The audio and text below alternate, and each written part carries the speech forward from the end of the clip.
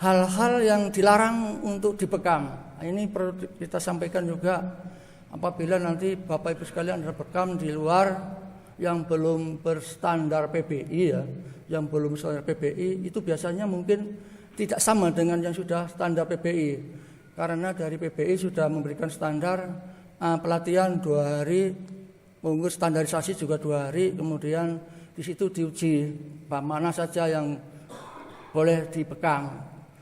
Baru lulus, setelah itu baru ngurus surat izin sampai Dinkes, sampai ke Pemkab untuk ngurus izinnya. Satu baru keluar. Kalau belum ada itu tidak bisa direkom untuk belum punya sertifikat yang punya logo hologram itu belum bisa direkom untuk ngurus izin. Jadi kebetulan saya ini sudah semuanya sudah terlampaui dan saat ini kami dijadikan ketua PBI Kabupaten Malang.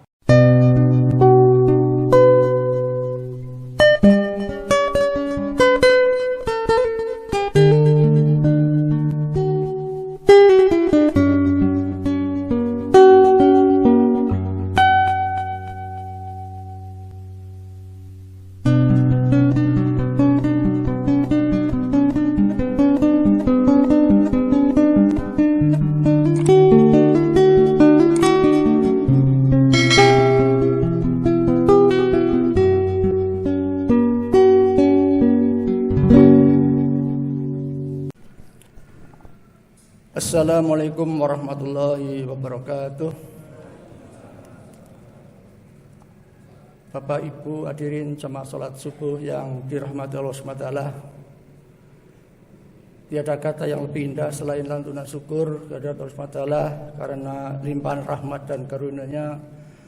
Pada subuh kali ini kita masih diberikan nikmat iman, nikmat Islam, nikmat sehat, nikmat kesempatan, serta diringankan langkah kakinya dari rumah menuju masjid dalam rangka melaksanakan sholat subuh berjamaah di masjid yang kita cintai ini. Sholawat serta salam marilah kita senantiasa curahkan pada junjungan kita Nabi besar Muhammad SAW beserta keluarga dan sahabat-sahabatnya serta pengikutnya sampai akhir zaman. Mudah-mudahan dengan izin Allah kita yang sekarang dikumpulkan di tempat yang mulai ini dengan harapan nanti di akhirat kita dikumpulkan lagi di surganya Allah Subhanahu wa taala. Amin ya rabbal alamin. Bapak Ibu hadirin sekalian yang dirahmati Allah Subhanahu wa taala. Pada kesempatan kali ini saya akan menyampaikan yang keterkaitannya dengan bekam ya. Dulu sudah saya sampaikan Tibun Nabawi ya. Tinggal sekarang secara umum itu kemarin udah Tibun Nabawi sudah, sekarang menginjak ke bekam. Jadi kami mempelajari bekam karena ada dasarnya, yaitu ada sabda Rasulullah SAW yang artinya pada waktu aku diisrokan bahwa setiap melewat segerombolan para malaikat memerintahkan kepada Nabi untuk menyampaikan ke umatnya untuk berbekam. Yang kedua, Rasulullah SAW juga bersabda bahwa beliau bekam pada waktu umroh, yaitu pada waktu dia pakaian ihram, dan waktu itu menggunakan pada waktu ihram kemudian berbekam di bagian punggung dan punggung kaki. Ini kedua hadis tersebut salah satu hadis yang untuk dasar kita melaksanakan bekam dan bekam pada hari puasa, baik puasa yang Ramadan maupun puasa sunnah. Yang kemudian sekarang sedikit sejarah bekam. Dulu bekam namanya cantuk, ya, dengan menggunakan alat-alat yang sangat sederhana, yaitu dengan sumbunya sapi atau dengan gelas dan sebagainya dipasang dengan api, kemudian dikopkan baru dilukai. Dan pelukaan itu belum menggunakan jarum, masih menggunakan pisau. Nah, sekarang berkembang sudah bekam itu sekarang tidak menggunakan itu lagi dan sekarang sudah maju yaitu dengan menggunakan kop, kemudian ada pompa untuk mengkop tersebut, kemudian ada jarum, ada pisau bisturi. Pisau bisturi itu pisau yang digunakan untuk bedah, mungkin di kedokteran. Tapi yang rata-rata permintaan orang yang mau bekam adalah menggunakan jarum karena tidak terlalu resiko. Karena kalau menggunakan pisau itu lukanya terlalu lebar sehingga kurang pas lah menurut saya karena banyak darah yang keluar. Kalau pakai jarum kita aman karena apa? Masuknya jarum itu sudah diatur hanya 0,2 mm. Jadi sedikit sekali untuk melukai kulit. Nah, itu sedikit perkembangannya. Kemudian sebelum dibekam itu kan perlu ditanyakan apa penyakitnya. Kalau itu penyakitnya parah, ya kita belajar dari pengalaman yaitu dengan diagnosa lidah. Diagnosa lidah ternyata ini bisa untuk mencari akar permasalahan suatu penyakit.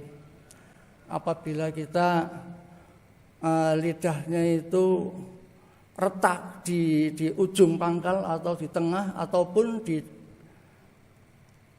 ujung lidah, itu bisa nanti diarahkan ke penyakit mana. Karena kalau retaknya di pangkal lidah ini kurang kasih sayang ibu atau orang tua.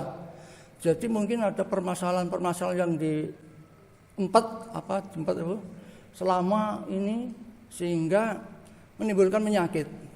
Ternyata begitu. Setelah ditanya-tanya begini, kemudian memang ternyata ada dimarahi ibu, mungkin dia bandel dan sebagainya, tapi nggak sampai mengutarakan, nggak sampai minta maaf. Akhirnya lama, mungkin sampai 20 sampai 25 tahun setelah penyakitnya nggak sembuh-sembuh, ternyata itulah permasalahannya, sehingga untuk meminta maaf kepada orang tuanya. Setelah itu baru kita uraikan ke situ, ke sasarannya. Jadi nanti apabila penyakitnya ini ke arah rohani, kita arahkan ke terapi Al-Quran yaitu ru'yah. Dan apabila penyakitnya jasmani, kita arahkan ke ini badan fisiknya itu bekam. Kemudian kalau seputaran hidung dan tenggorokan itu diarahkan ke gurah kalau menurut terapi ini. Jadi kelihatannya mudah tapi susah dipelajari untuk masalah ini lidah. Kemudian yang kedua juga ada metode mata. Itu mata juga sama, hampir sama dengan lidah kalau saya pelajari. Mata itu kalau yang sebelah kanan itu ada permasalahan dengan ibu. Kalau ada yang sebelah kiri itu ada permasalahan dengan bapak. Jadi di dalam mata apabila diperhatikan itu ada ini, ada garis-garis dan lengkung-lengkung yang banyak. Kalau itu untuk anak kecil itu masih bersih, masih bagus. Kalau beberapa kasus yang pernah saya alami juga gitu, saya coba dengan metodologi ini kok pas gitu loh, termasuk yang lidah tadi. Kemudian diarahkan ke bekam maupun terapi Al-Quran maupun gurah. Sehingga kalau mata itu sebelah kanannya ini merahnya banyak atau terus garis-garisnya lurusnya itu bisa dilihat di situ, nanti juga terkait dengan penyakit yang dirasakan. Jadi ternyata begini-begini, karena sama kalau ibu ya umpama seorang ibu kena penyakit kanker atau tumor, itu bisa jadi karena mangkelnya sama atau dendamnya sama orang tua atau ibunya dulu, itu bisa diceritakan 20 tahun kemudian ternyata setelah penyakit kanker dan tumor itu dibawa ke rumah sakit, dioperasi dan sebagainya, dah sembuh-sembuh. Lah ternyata menurut ini yang menyampaikan kepada saya itu cukup itu aja, dididik lewat mata. Kemudian setelah ditanya diurut sampai orang tuanya memberikan maaf kepada si anak tersebut, di terapi Al-Quran, di ruqyah, ternyata kanker itu mudah kelihatannya kok, di ruqyah aja bisa sembuh ternyata. Tapi tidak serta-merta sekali ruqyah bisa sembuh. Mungkin ada 3-7 ruqyah itu baru bisa sembuh. Nah, ini yang sekarang dikembangkan oleh ahli-ahli ruqyah maupun ahli bekam. Itu untuk mengawalinya. Kemudian manfaat daripada bekam. Dulu juga saya sampaikan, tapi mungkin sekarang bisa ditambahkan lagi lah sedikit. Manfaat daripada bekam yang pertama adalah untuk membuang angin di dalam tubuh. Yang kedua bisa untuk menyembuhkan asam urat, kolesterol, kemudian sakit-sakit yang lain, pegel-pegel di seluruh tubuh, ya termasuk sampai dengan tadi yang saya sampaikan, kanker. Itu manfaatnya diantaranya begitu. Kemudian yang kedua adalah 9 titik sunnah yang diajarkan Rasulullah SAW atau yang dianjurkan. Yang pertama adalah kita bekam sebagian ini, bagian kepala atas ini. Itu bisa menyembuhkan penyakit yang di kepala. Kemudian di leher juga yang leher kaku-kaku, ya jadi leher tapi yang bagian belakang ini, kanan kiri bagian belakang.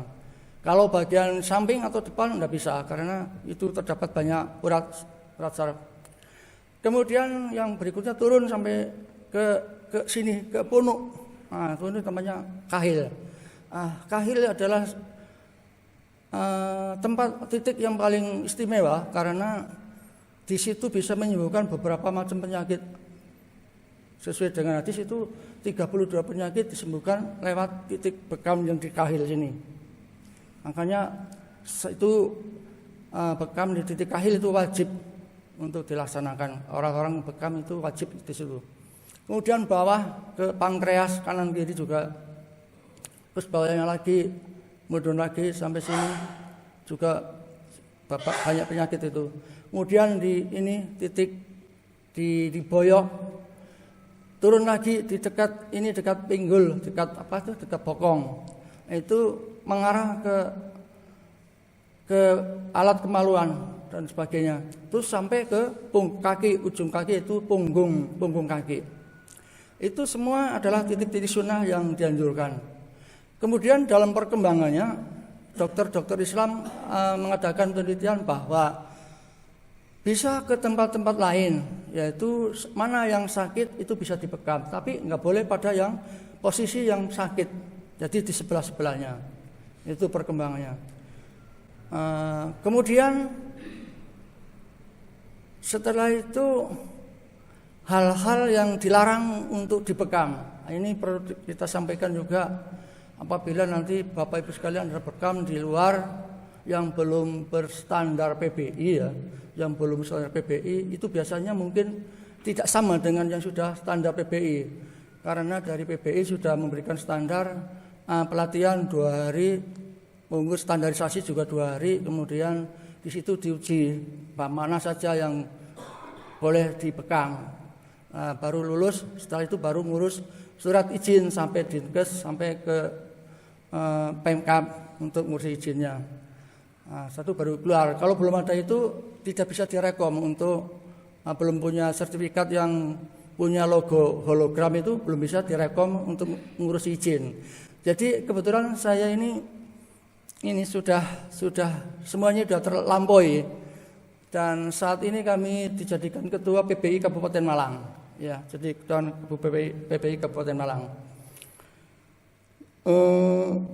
Tadi saya menyampaikan masalah yang dilarang dibekam. Titik-titik yang dilarang dibekam adalah pada setiap sendi atau siku-siku. Ini kan ada sendi-sendinya. Kemudian sini dan lutut. Kemudian pokoknya yang bersendi-sendi itu. Kemudian yang kedua adalah semua lubang-lubang yang ada di tubuh. Mesti seperti di telinga ini ada lubang, nggak boleh dibekam. Hidung nggak boleh dibekam. Di mulut juga nggak boleh dibekam. Dan lubang yang 2 itu juga tidak boleh dibekam. Termasuk para ibu-ibu yang sedang haid maupun hamil yang sudah tua itu tidak boleh dibekam. Itu larangan-larangan yang dibekam. Tempat-tempat titik yang untuk dilarang untuk dibekam. Kemudian teknisnya ini saya akan mengembangkan bekam sunnah. Jadi setiap mau bekam itu ada doa perlindungan. Jadi kita meminta kepada Allah SWT dengan ikhtiar untuk mencari kesembuhan kesehatan badan kita minta kepada Allah agar disembuhkan segala penyakit yang dia dia derita. Bukan karena bekamnya yang menyembuhkan, tapi karena Allah juga yang menyembuhkan. Jadi bekam hanya perantara untuk menyembuhkan penyakit-penyakit tersebut. Itu tekniknya. Kemudian untuk perlukaan. Perlukaan itu kita gunakan metode tawaf. Jadi kita mutar seperti orang tawaf. Jadi 2 kali putaran biasa saya lakukan. Kan waktu pelajaran kita juga hanya lurus-lurus gitu aja. Namun perkembangan dengan bekam sunnah ini muter kebalikan searah jarum jam. Jadi 2 kali putaran sudah cukup. Sudah banyak itu titik-titiknya. Kalau terlalu titiknya banyak nanti juga khawatir darahnya berlebihan. Jadi secukupnya aja sudah cukup, ya sudah, sehingga nanti tidak terlalu banyak luka yang ditimbulkan itu.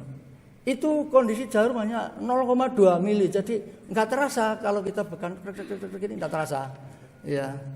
Jadi prosesnya kita pertama minta doa perlindungan pada Allah, kemudian kita